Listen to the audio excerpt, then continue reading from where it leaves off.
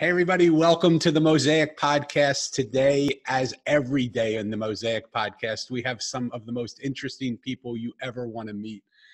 And what I love about this is that 18 seconds ago, I had no idea who this person was.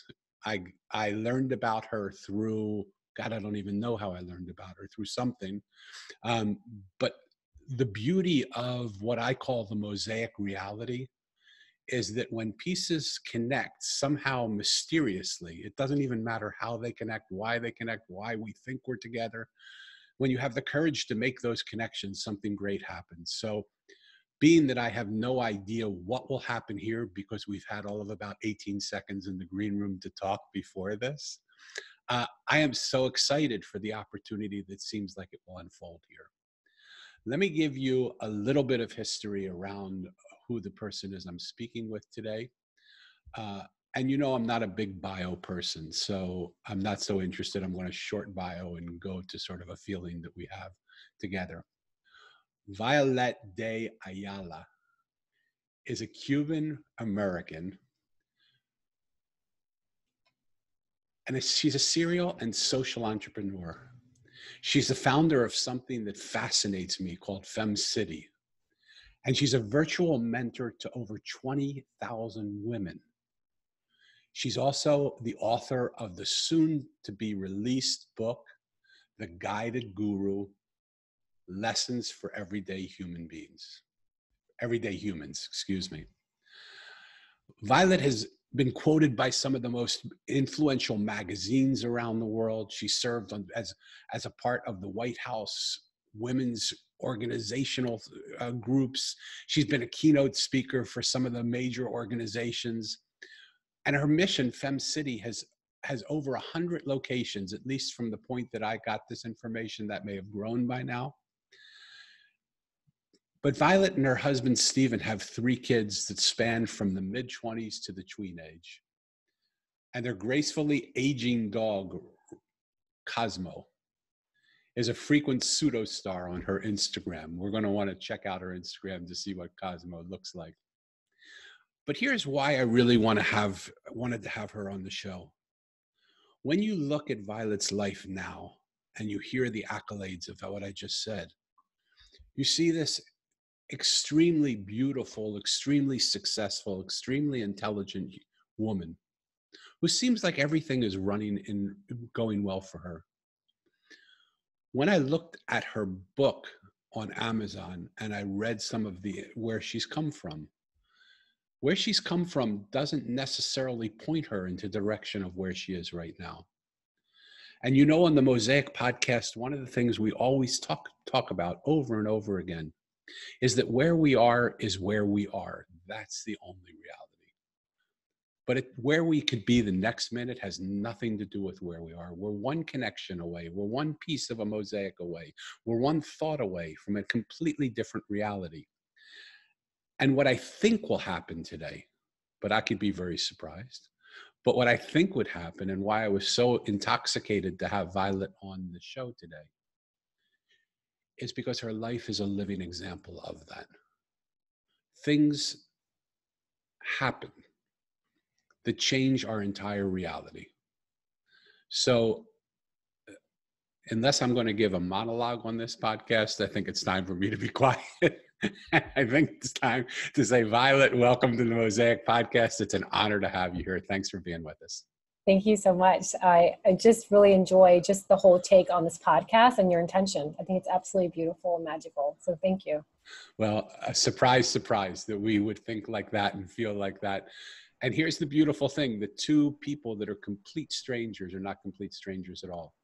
When we take, it happened for me in my book, The Mosaic, when Mo goes out to find heaven, you think he would find all these holy people, but he finds simple, common, ordinary people. And when he sits with them and speaks with them, he leaves with an understanding that who he initially saw is not at all who he thought they were. Because after he hears their story, he sees a completely different human being. And so I love that already people who don't even know each other already feel in sync with each other. So let's jump in, if you don't mind. I like to give people a sense of who you are off the website, because we're going to send people to your website for sure. And I'm sure people are going to go there and clamor there and want to know everything about you. Okay. But when you were growing up, what did you want to be? So the first thing I wanted to be, it was a combination.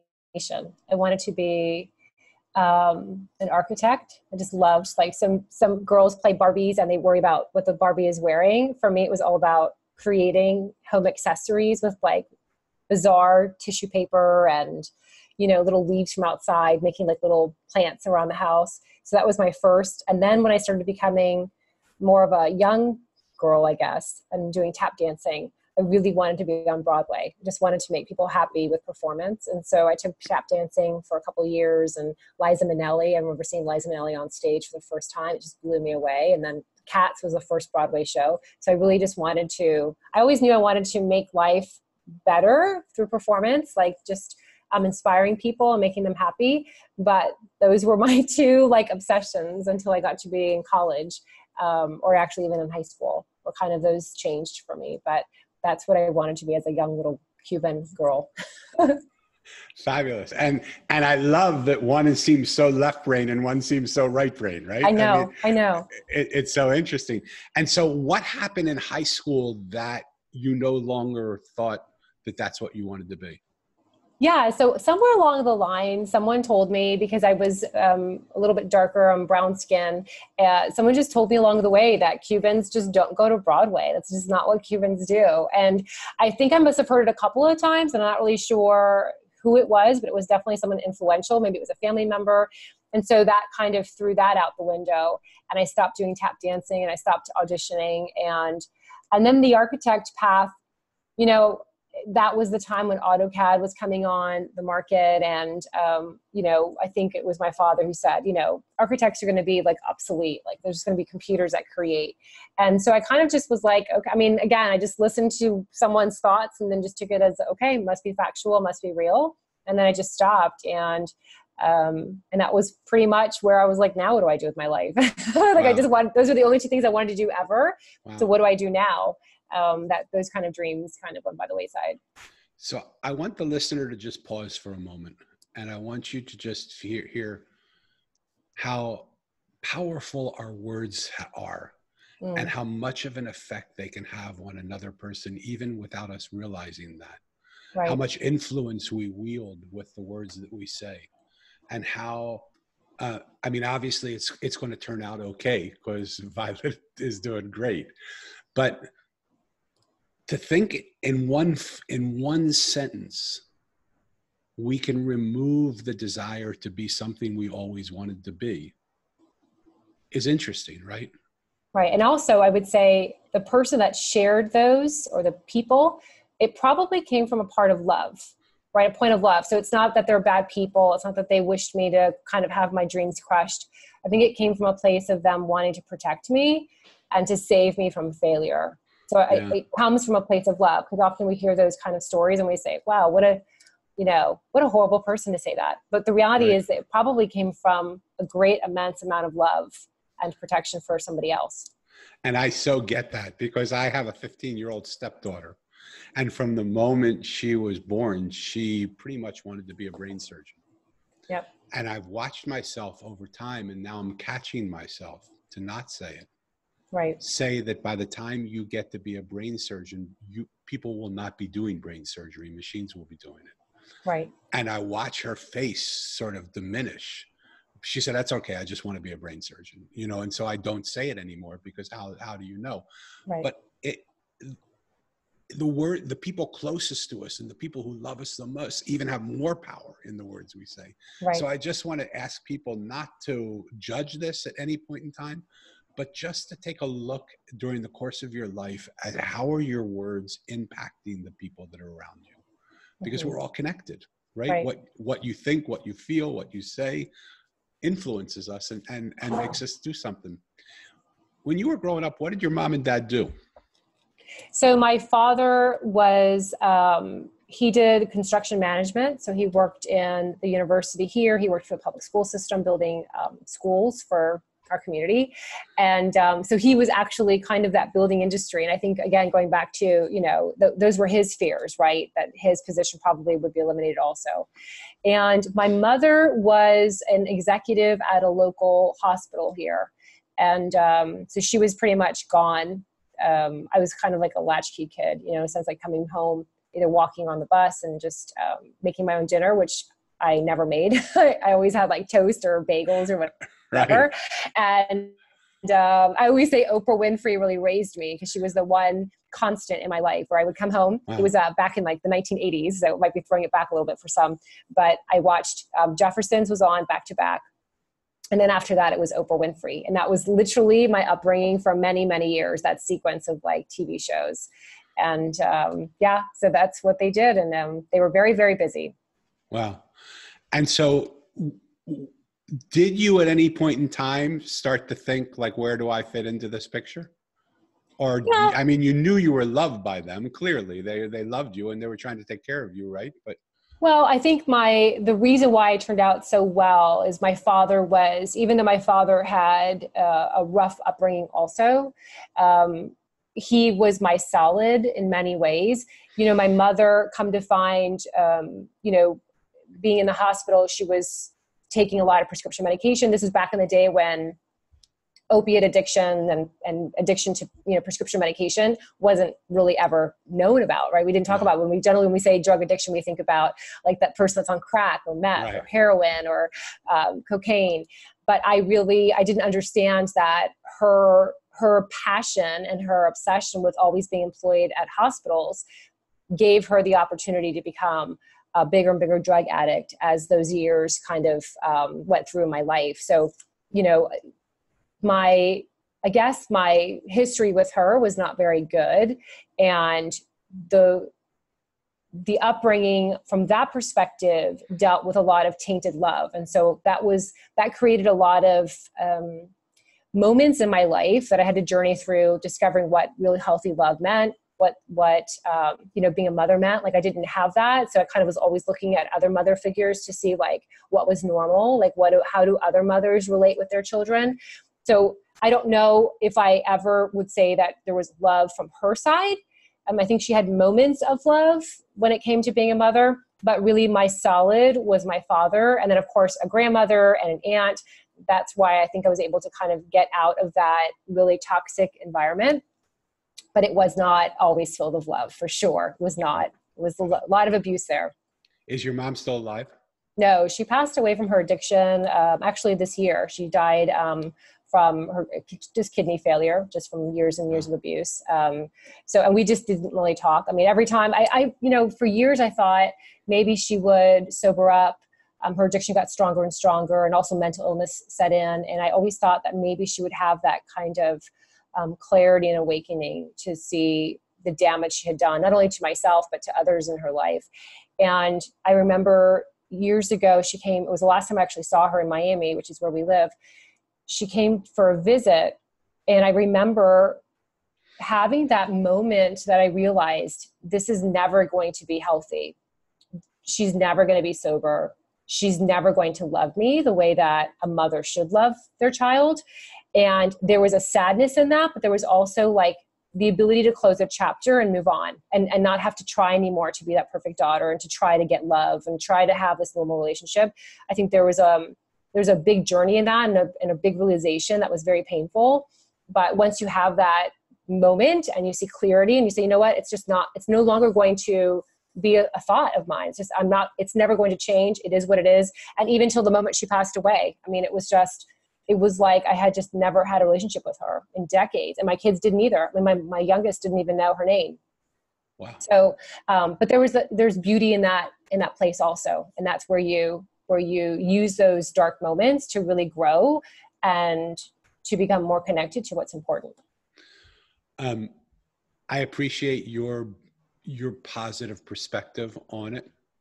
And I want to share with you that those moments are not beautiful in my perspective. And I'm so sorry that any person would have to go through that. I'm amazed at when I open up the podcast and I just ask people what their parents do. Most of the things that I think I'm going to talk to them about disappear because it opens up you know, Right. just this huge place. So, um, have you been able to forgive her?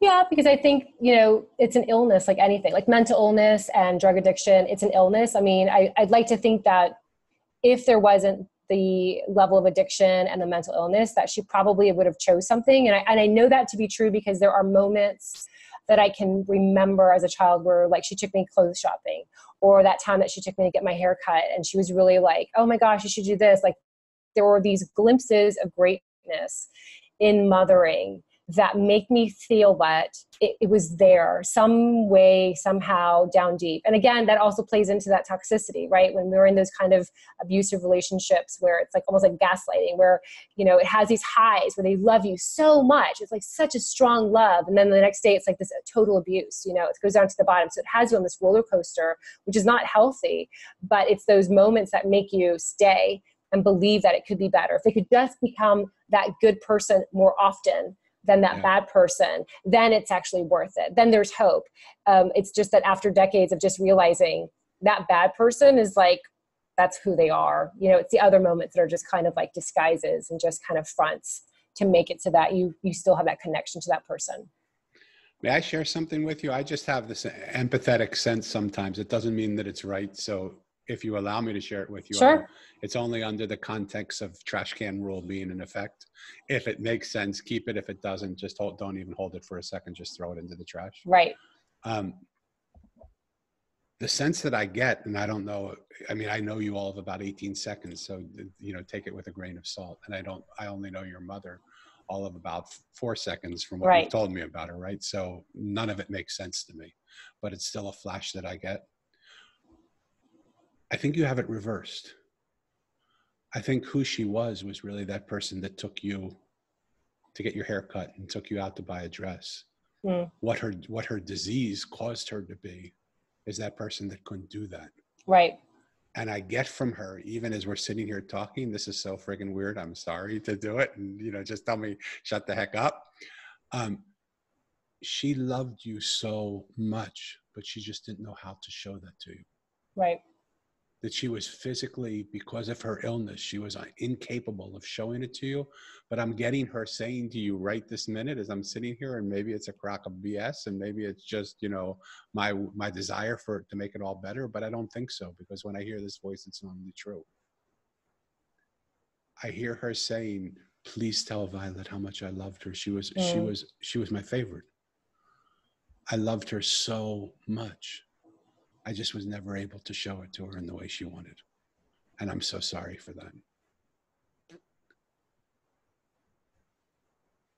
Any possibility that could be possible? Anything is possible. I think for so many years, I've heard people say things that it's lovely to hear and it's great. I've already made peace. Like I'm at peace. Like nothing phases me. Nothing shocks me. Nothing, you know, I don't cry. It's just like, but I appreciate you saying that. Thank you. And like, again, this is not meant to be a coaching call by any way, shape, or form. And if I'm doing that, tell me, please shut up and let's just go on with the podcast. Okay. But it's that I don't feel anymore sort of sense that I think this moment could disrupt. Because imagine here's what I believe. Okay. We're a mosaic. We're made up of all the thoughts, all the things, all our beliefs, all the ways we do things. And that mosaic causes us to have a certain life, some of which is fabulous, some of which is not so fabulous, some of which looks good on the outside and is rotten on the inside, some of which looks great on the inside and is rotten on the outside. It doesn't matter. One thought away, one different piece. Like sometimes when things aren't working, all we need to do is change one piece of the mosaic and move it to another place and everything changes. So just imagine for one moment, let's just play a game. Just imagine for one moment that the way you've always believed it to be is not the way it was. But for just one moment, the possibility of what I just said to you is possible. How does that change the way you look back at your life, or does it? Or are you just too removed from it now to allow it to do that?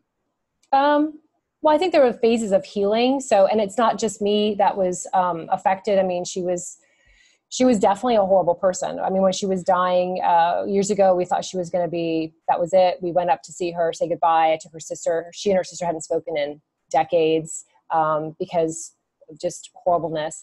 And, you know, she was still like a mean person. So even going through chemo, having a mastectomy, having the stroke, it turned out like she just was not a nice person. Yeah. She could pretend, she could make you feel amazing. And she was great at that.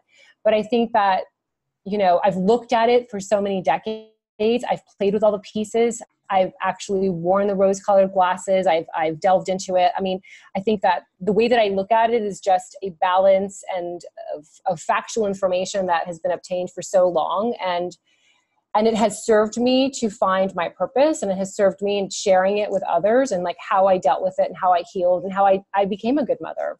You know, how did that propel me into like really becoming obsessed with being a good mother, where my kids come first and my business comes second. So it actually made me become a better human because of the way that I processed it all through these different phases and steps.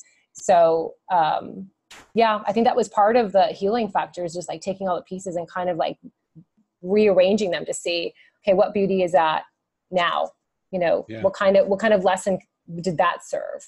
You know, all those kind of pieces. But it definitely just healing did not happen overnight, you know, like looking at all these stories. I mean, I probably have, I would say 5 really good memories, you know, that I love sharing over and over again.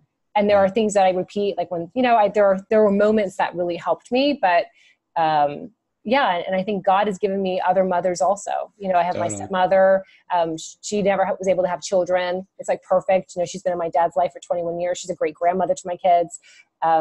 God has definitely given me other alternatives that has made me feel like I was never not loved. I was loved. It was just by other people. Yeah. Yeah. It's okay. Totally. I'm going to go one more place, and just by sharing something really personal to me, if I can. Okay. And then I want to segue, because I don't want to, you know, this isn't what I thought was going to happen. Right. You never know what's going to happen, right? Yeah. I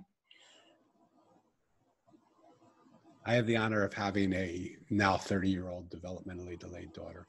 Mm-hmm. When our daughter was born, my wife and I were in a great place. We loved each other. We were fabulous together. When our daughter was born, it caused a little bit of a schism between us. My wife wanted to teach her independence and help her to learn how to do things on her own.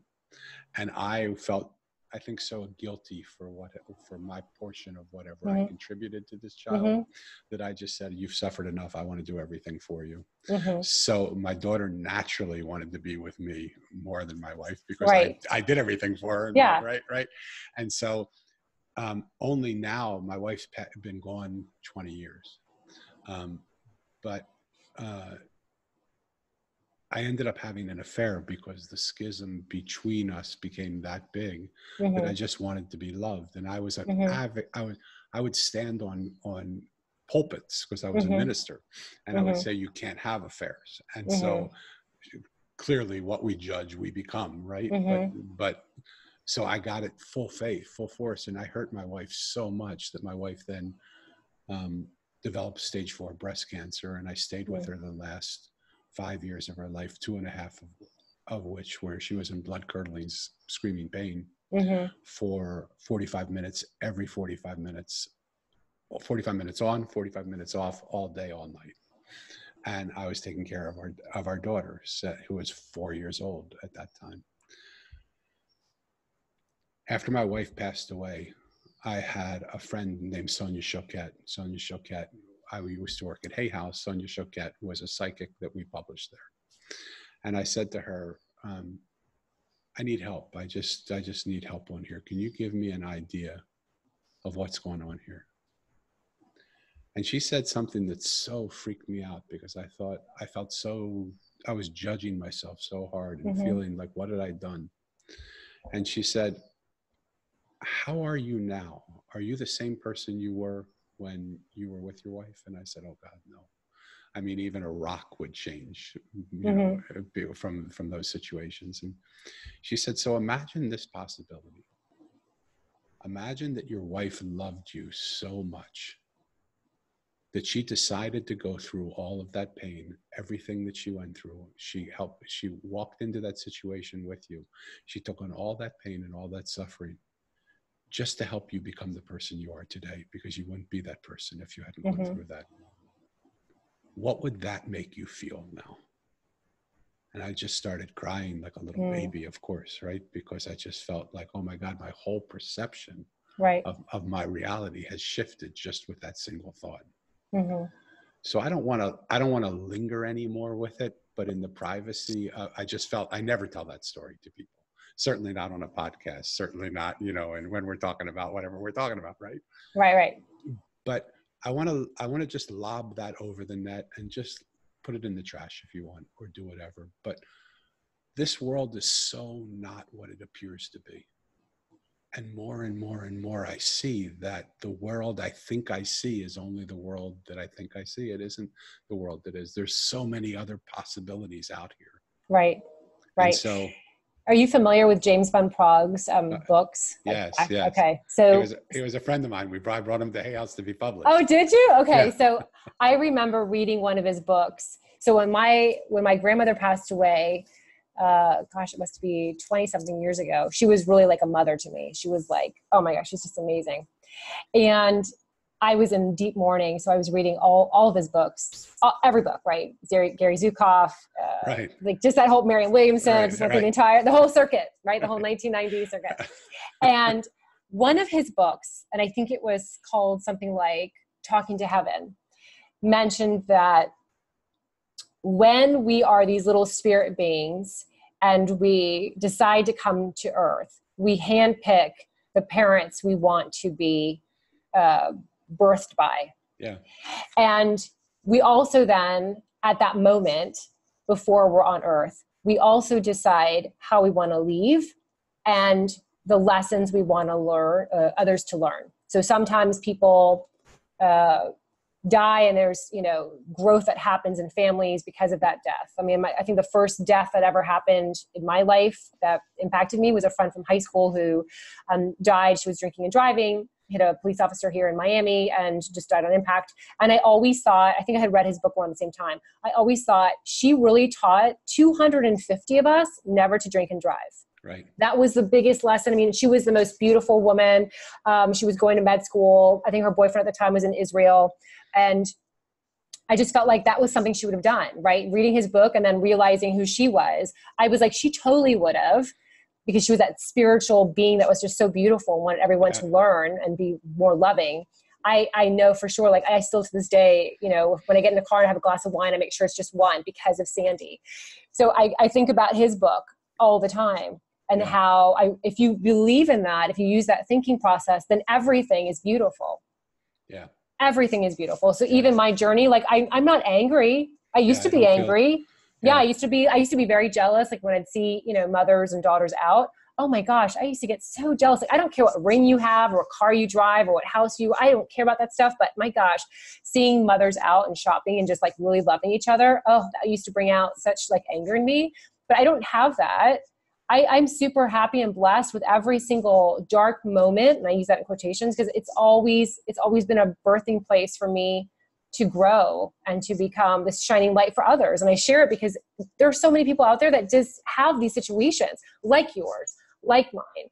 Everyone has that. There's not one person that has like never, ever, ever felt not loved or felt like they were blamed, you know, that they're responsible for something enormous. We have all had that. So if you have to look at it from that healing light, because that's the purpose of us becoming better humans. It's going through all these phases and releasing that anger and surrendering. Well, people don't have to look at it. There's so many people that don't look at it that way. But if you want to go forward into a positive life, you don't have to. Yeah, you can be angry if you want to. You can be bitter. And there are a lot of people, and we see a lot of those people. So again, you know, I want our listeners to just pause for a moment and see, how are those decisions in your life? What are they bringing to you? Right. Are they bringing you an angry life? Are you not able to let them go? Violet it seems like she's at a really beautiful place where she's at pretty much at peace with it. And so, and my desire wasn't to teach her or train her or do anything or coach her or any of that. It was just to share from another point of view, right? What surprises you the most about life so far? What surprises me in life about move? I think what surprises me still is that internet connectivity that occurs. And it's not even shocking. It's just so funny that I forget how interconnected we are. So like, for instance, like a story about when you meet someone on a plane and then you find out that that person's cousin is your best friend and you sat on that plane, or that moment that you like, I had lunch with a friend recently who's helping me launch Femme City in Dubai.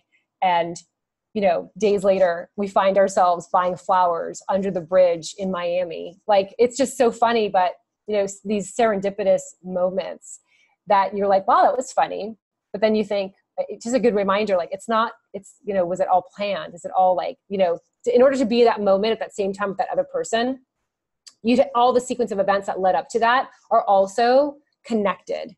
Yeah. It's all like layered. Yeah. And I think that's the thing that makes me, I don't believe things are by chance. I think things are always planned. I think there's always a godly hand in everything that we do. But I think that's the thing that always makes me like giggle, like I shouldn't be surprised, but I think that's the one thing. I would love for you to read my book, The Mosaic, because it's filled of those moments. Okay. It's a fable. It's easy to read. It's a story about a boy who loses his parents 2 years apart on the same day. And when he asks the adults where his parents are, they tell him they're in a place called heaven. So he sets out to find heaven just as a little boy. Right. And the people he meets are not the rabbis and the priests and the gurus and the saints and the Sufis and the mystics and that. They're the garbage man, and they're the juice man and the gardener and the waitress and the street worker and the blind woman and the homeless guy. And when he speaks with them, he just feels something different, which is what we already talked about. But that story that you just told, your surprise, so again, revels in me this idea that what would happen if the world we see is not the world that is? How's it possible that someone you're talking to about setting up a chapter of what you're doing in Dubai moments later is buying flowers with you under a bridge in Miami? Right. I mean, it's just too circumstantial or coincidental to be coincidental. Let's segue a little into what you're doing now and how has growing up the way you grew up? Because now some of it starts to, at least to an outsider who knows you, all of about 32 seconds now, right?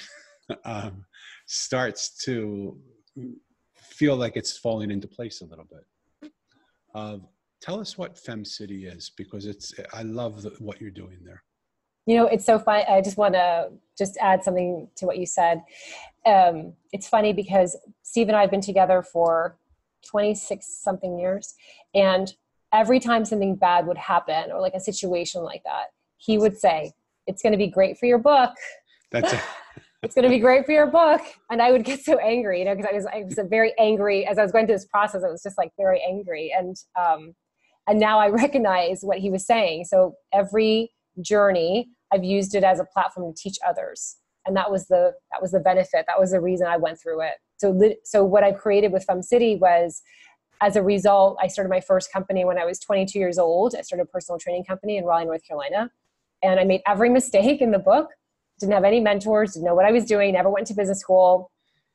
And that really, I used that as a kind of reminder that when I could, I would teach other women to do this, and I would give back. And I would take all that I've learned and I would share with others so that they wouldn't make all the mistakes I made, that they'd make less mistakes.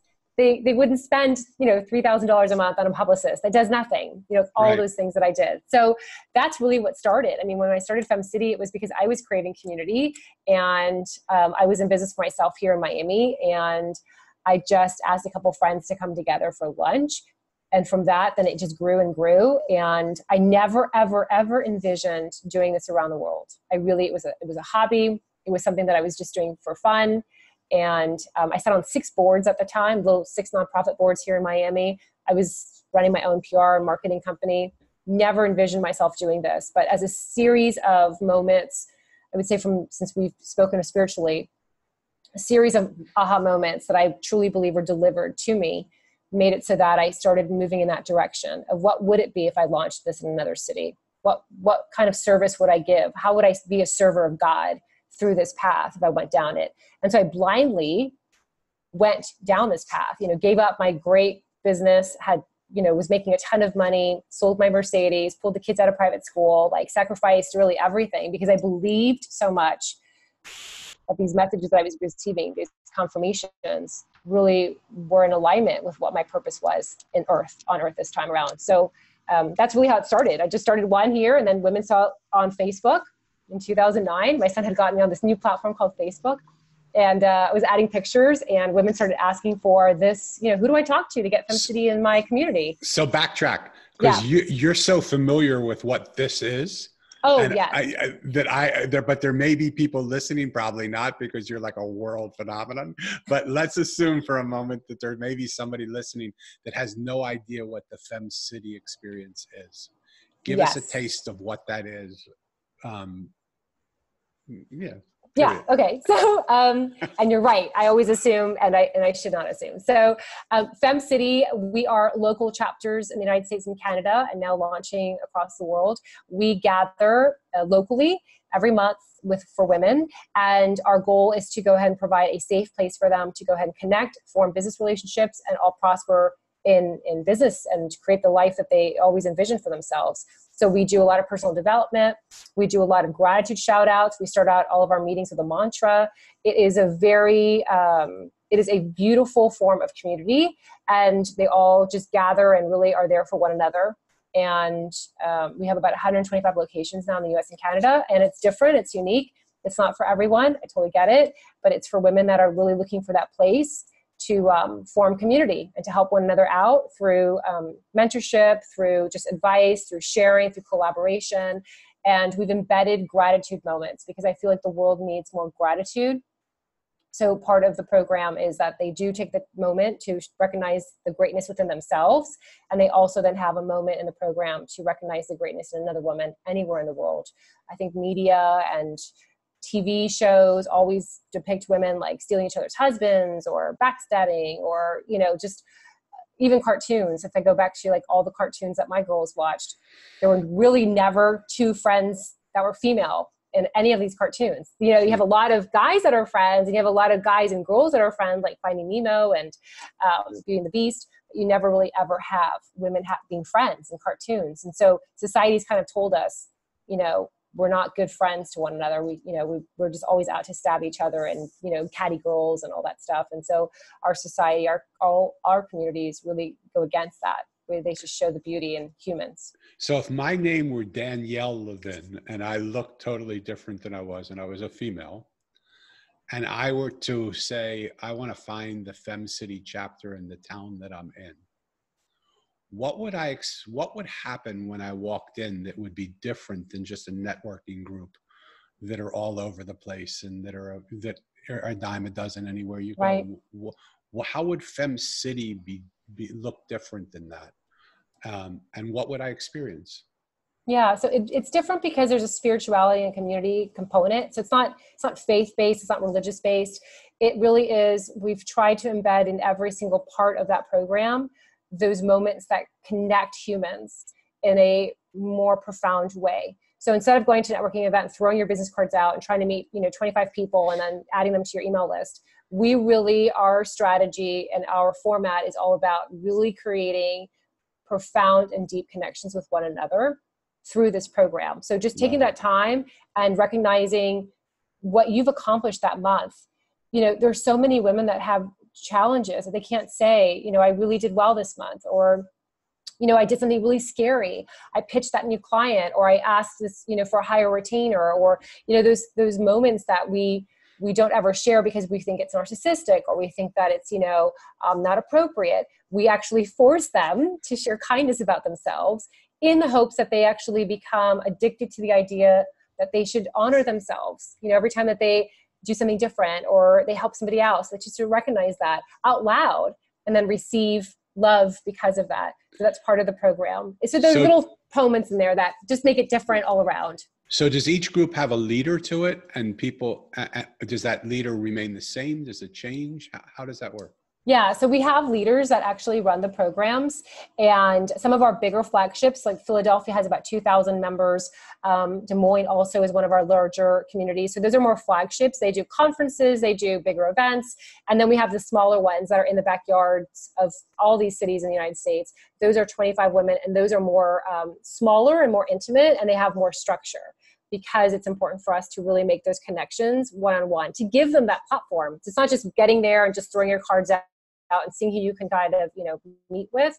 It's really about taking the time to be present. It's 80 minutes. It has that gratitude component for yourself, the gratitude component for another woman. It has that personal development worksheet. I create these worksheets for them every month, and it walks them through, like, what are your goals? What's holding you back? Everything is very intentional. And we start every single workshop with the mantra. And the mantra is very important. Just like when we started this podcast, you set the intention. We set the intention that we're going to be here to support one another, that it's going to be positive, that it's going to be judgment-free, that it's going to be a safe place for women. Just to remind ourselves that that is the norm, that we expect from everyone that's here, is to be a part of this beautiful. It's not about, being mean to somebody else, talking over somebody else, interrupting them, being disrespectful. It's really about coming together and forming that unity that then helps everyone rise. So do you find in the groups that come together, people are pretty like-minded, or do you find that people of unlike mind also come together? Every once in a while we get someone that, and actually it's part of our application process, because it does happen, right? Every once in a while someone comes in and they think that they're better than everybody else, right? I am superior. I am better than all of you. I am smarter, brighter, richer, happy, all that stuff. And that's not what we're about. It's really about, every one of us has a superhero talent. Every single one of us is blessed. Every single one of us has the power to change lives. And we're coming together to help all of us shift up and continue to shift up. And so every once in a while we do get that grouchy person. We get grouchy emails all the time, like everybody else. I'm sure you get grouchy emails, Never. No grouchy people here. So, anyway. I would love to, under separate cover, if you would humor me, have a conversation, because part of what I really want to build and what I want to help people build is something similar to what you've created. But I want to create communities of like and unlike mind. In the world that we live in today, there are so many people who are on the sides of issues. Right. And the sides of issues only create conflict, and conflict only creates disease, and disease only creates death. I mean, it's whether it can be the disease of a body, a person, a society, a government, or whatever. And I think the moment has come for, I want to do it slightly differently. I don't want to have a leader, a leader in the group. I want to have the group itself become the leader by using some AI technology that I'd love to introduce you to, which is swarm intelligence. But I would love to have a conversation with you around how that could happen, because one of the things that I think is so sorely needed in the world today is for people to have a chance for their voice to be heard. Even people like yourself who have a prominent voice. It's hard with all the noise around us to grow the message of what we're doing, and we grow it by people. But how about the people that have never been told they could have a voice? Like when you were told as a kid, you can't be a dancer, you can't do Broadway, you can't be an architect, you can't. There's so many people that are told you can't say anything because your voice doesn't mean anything. And so I want to give that chance for the voiceless people to come together and have voice again. I love that. I would love to play with you, because you're already doing it. You're in 120 places or 125 locations. And I would love to see how we can either create something together or create something different or just talk together. So, Best Buddies is an organization here in Miami, and I used to volunteer for them many, many years ago. And I love their slogan. Their slogan, I think, is the best slogan ever. And it's, I see you. I love that. And that's it. I see you. And I think about like Lenny Kravitz, everybody just wants to be loved. Like, and I think that's what you see on social media now, is that everyone wants their points to be heard and their side and their opinions, and the differences are what they really want to vocalize. But with Femme City, what we've done is we just recognize the similarities. And often women come to us and they meet women that are in a different ethnicity or different race or different religion or different background, and that's really the beauty of community, is that you meet people that you normally would never ever meet, and you find the common grounds, because then everything else goes on the wayside. Yeah. Like, oh wow, I didn't know that you also have family in New Jersey. I didn't know. So when you talk about the commonalities, it's then that everyone is seen. Yeah, 100,000%. And then what happens is, and what I love is the way you're doing it, is you're building it around friendship first. And you're building it around spirit-based things first, which allow people not to just think of each other as a business transaction, but as a friend. And when we're friends, we want to do business with our friends. Why wouldn't we, right? And to ask, when you meet someone, not ask, what's in this for me? Yeah. But ask, how can I be of service to you? Yeah. What can I do to help your life? Because when we serve others, we elevate our joy, we elevate our vibrations, but then it also recognizes the humanity in the other person. They're then seen. Then there's joy there also. So when we approach life from that perspective, without, what am I going to get out of this? How am I going to benefit? What are you going to do for me? You didn't do this that's like a very egocentric kind of place, but instead share of yourself. And that already changes the whole feel of everything. And then people will then reciprocate, right? All of a sudden they're like, wow, that was so nice that you sent me that referral or that connection, or you invited me to that networking event or whatever it is. Then all of a sudden it's changed and it goes back into that place of love. If you start everything from a place of love and service, you can never go wrong. So what's one thing that you thought you knew, but now at this point in life, you look back and realize you didn't know that? It was what you thought was entirely not wrong, but just wasn't right. I mentioned earlier today, I have a couple of spiritual advisors, and I remember a couple of years ago, one of my spiritual advisors said, I was at a really low point, and she said, you have everything it takes right now. You have everything it takes. And I was so angry. I was like, what are you talking about? I don't have $1 million. Right. I'm not, what? That doesn't make sense. I understand now what she meant. And now I go back to that all the time, because sometimes your thoughts will bring you back to that place, that bad place. And it always go back to, we have everything it takes right now. Yeah. And that releases a lot of just everything that holds us back. We have everything. Yeah. Love it. We're getting to the place where I want to honor your time, because we're supposed to be done soon. And so I want to ask you the question that I close every podcast with. Okay. And there's a follow-up question to it.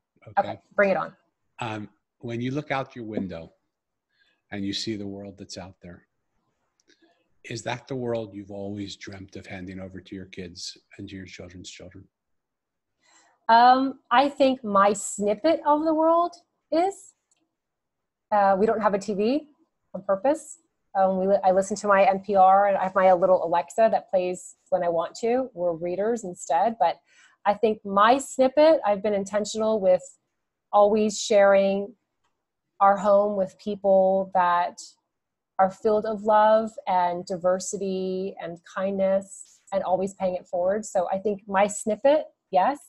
The entire world, no. It can always be better.